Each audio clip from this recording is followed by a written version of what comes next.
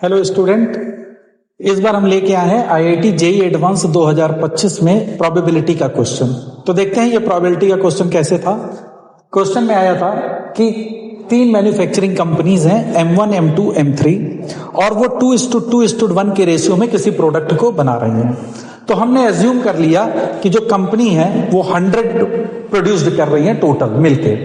तो M1, M2 और M3 2:1 के रेशियो में बेटा 40 एंड 20 बनाएगी। इसके बाद क्वेश्चन में दिया गया था कि 20% टोटल के डिफेक्टिव आइटम्स हैं।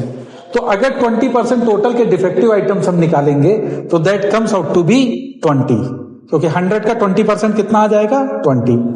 और साथ ही साथ क्वेश्चन में दिया गया था कि M1 कंपनी जो है वो 15% डिफेक्टिव आइटम प्रोड्यूस कर रही है। तो अगर हम लोग 15% ऑफ M1 में कितना टोटल बन रहा था 40, तो अगर उसका 15% कैलकुलेट करते हैं तो that comes out to be 6। मतलब M1 टोटल डिफेक्टिव आइटम्स कितने प्रोड्यूस कर रहा है 6 आउट ऑफ 20।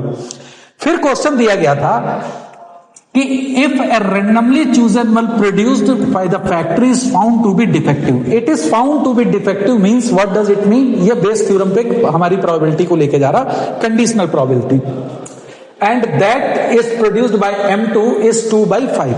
अब चूंकि M2 ने जो बल्ब लिया कलेक्ट किया उसमें डिफेक्टिव आइटम्स था, तो मेरा सैंपल स्पेस जो है वो तुरंत ही श्रिंक कर जाएगा and that sample space will be 20, क्योंकि सैंपल स्पेस मेरा होगा डिफेक्टिव आइटम्स का।